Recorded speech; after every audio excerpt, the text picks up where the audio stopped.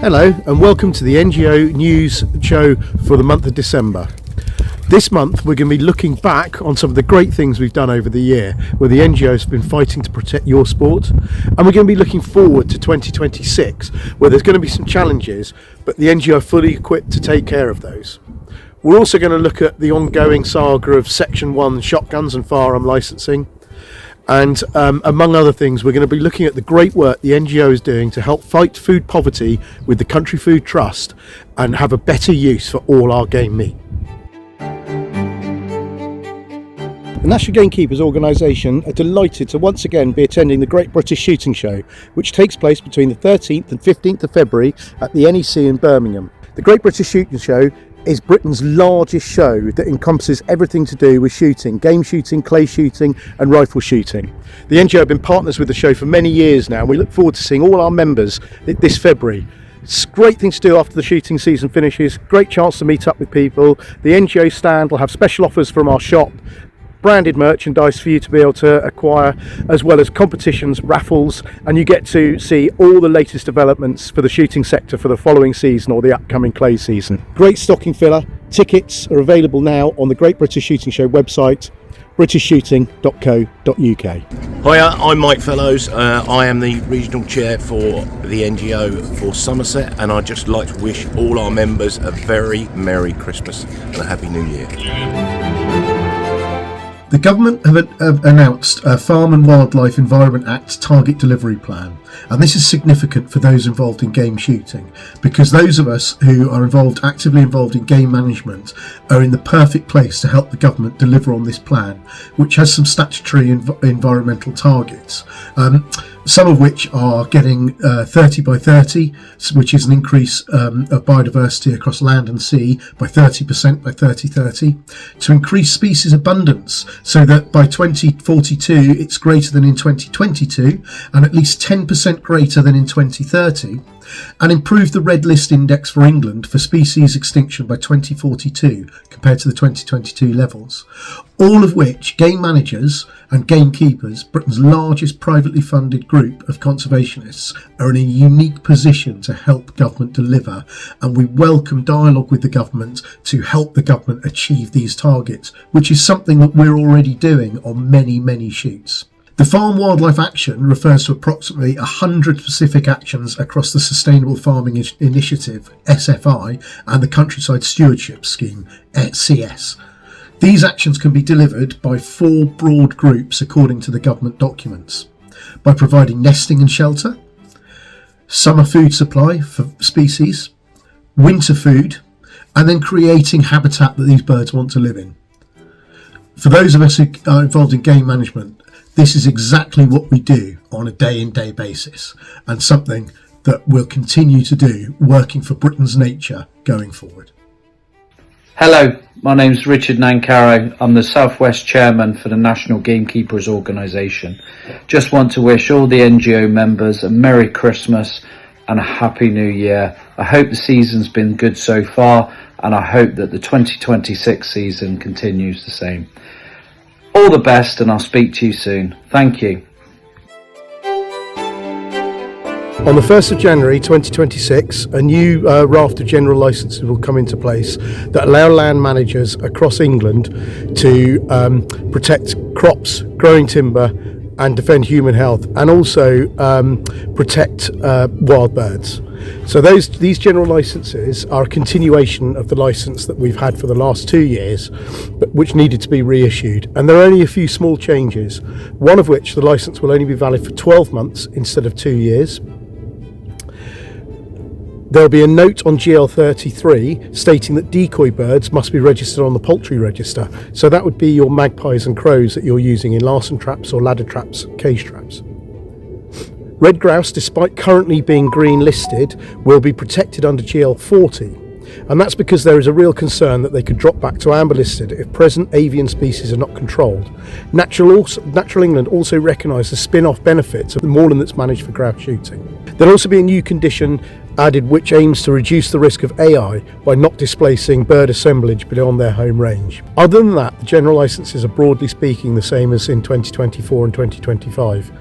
But Those of you who operate under these licences must make sure you're aware of the statutory regulations and conditions upon them. If you visit the NGO website, www.nationalgamekeepers.org.uk, there's a section on our news page all about the general licences with a link to where you can download them. Hi, I'm Georgie Scott Townsend, the NGO Regional Chair for Oxfordshire, and I would like to wish you all a very Merry Christmas. New livestock worrying laws will come into place in England and Wales in the next few weeks through the Dogs Protection of Livestock Amendment Act 2005, which received royal assent on the 18th of December. What's changed from the previous act, which was a 1950s act, gives stronger penalties for those that allow their dogs to worry livestock. There's unlimited fines for offences. The previous cap was around £1,000. Expanded police powers to seize and detain dogs. Police can enter premises with a warrant to gather evidence where there is a reasonable grounds to believe an offence has taken place. And police may take DNA samples and other evidence from a dog or livestock to help identify animals involved in instances. Courts can order offenders to pay costs associated with seizing and caring for detained dogs. But farmers and land managers do not gain new rights to take the law into their own hands. Enforcement and penalties are handled by the police and the courts, as has always been the case. This updates and modernises an older law from 1953. It doesn't create a new offence, but makes the law cleaner and enforcement more effective. Hi, it's Chris Flintoft, National Gamekeeper Chairman for Yorkshire. Just wishing you all a happy Christmas and a happy New Year, and thanks for your support. Thank you. Well, today the NGO are in Swindon, the Wiltshire town of Swindon, where we are delivering some game meat to homeless shelter to help feed people in need at a time of year and an economic time where protein is really needed by people, and we're in a position as game shooters where we're able to supply that meat through the NGO scheme with the Country Food Trust.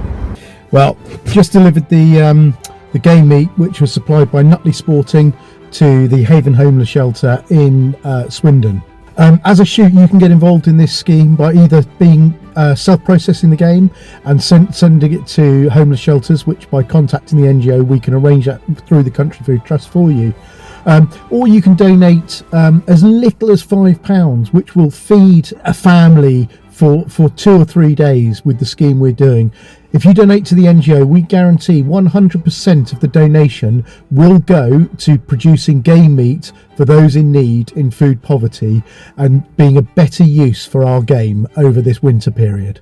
I'm David Pooler, the Chairman of the National Gamekeepers Organisation, and I'd like to wish all our members, on behalf of the staff and the National Committee, a very happy Christmas and a prosperous New Year.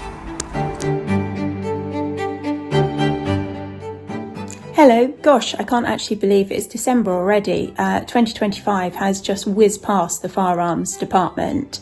I wanted to just touch base with you at the end of the year and give you an overview of what the Firearms department's been doing.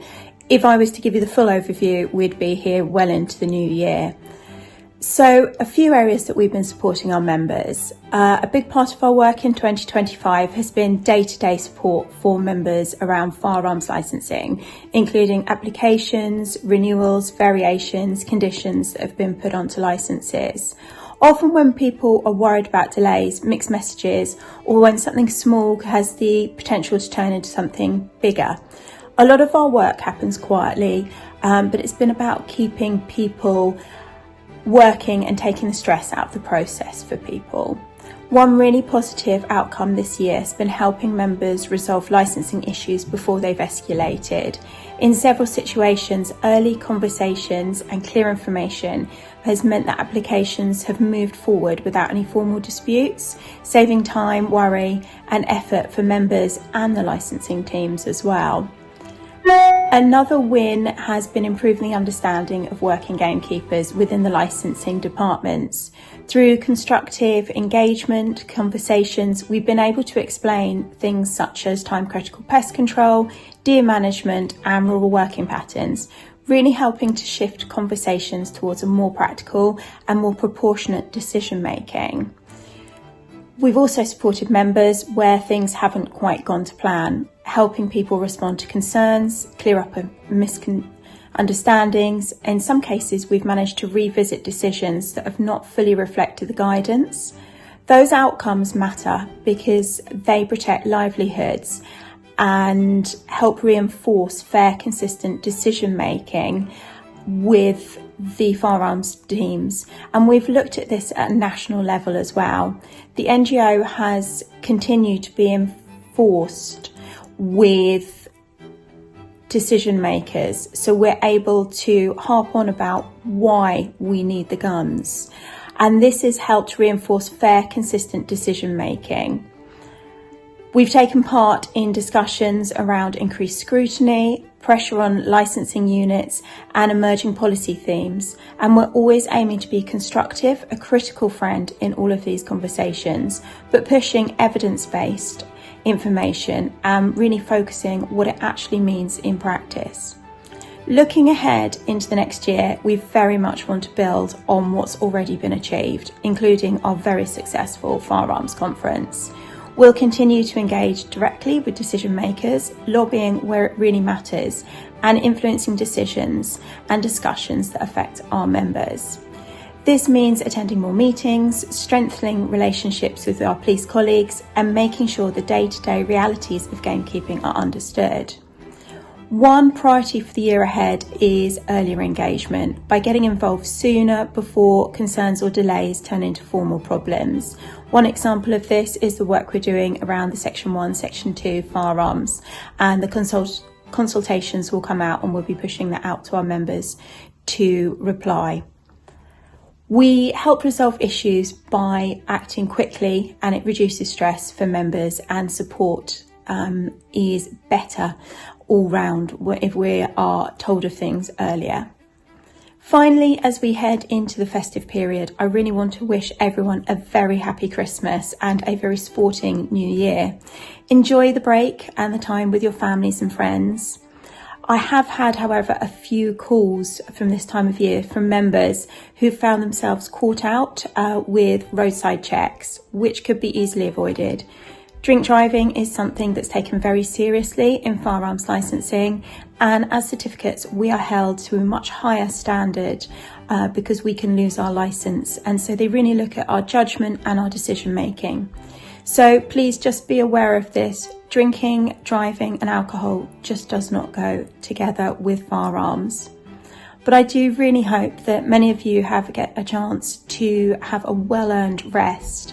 And for those heading out, enjoy your Boxing Day shoots and all of your festive shoots. From all of us at the Firearms team and the NGO, I really hope that you have a very Merry Christmas and a sporting New Year. Hi guys, Jeff Garrett here, Essex Regional Chairman. Just like to say a very, very Merry Christmas and a Happy New Year to all members of the National Gamekeepers organisation. As 2025 comes to an end, it's time to look back on some of the things the NGO has been working on for you within the shooting and conservation community. The year started off with the NGO battling Natural England over the failure to issue licences to release game birds on SPAs and SACs. The job was taken back from DEFRA and given to Natural England by the current government, and it has proven to be a wildlife disaster. The NGO are continuing to fight through this failure and lack of understanding, which is all to do with the possible spread of avian influenza. We launched the first national firearms conference to be held since 2013. The NGO facilitated, arranged and organised it. It was a great success, with almost every firearms licensing body in the UK coming, including the Home Office, and the NGO invited other organisations such as the Countryside Alliance and the BDS. As the countryside in northern England was ravaged by wildfires, the NGO had given government a warning of this. We'd created a wildfire index which gave good warning, and it also shows the need to manage heather properly to help prevent wildfires in the future, something which is likely to be exacerbated by climate change. The NGO has been fighting really hard for that during 2025, and it's something, again, the government are hopefully starting to listen to us. We launched a fisheries branch this year as well. which is headed up by our chairman Don Crutchfield. The NGO Fisheries branch hopes to engage with government and other bodies to help a key part of Britain's cultural heritage of fishing and also our environment.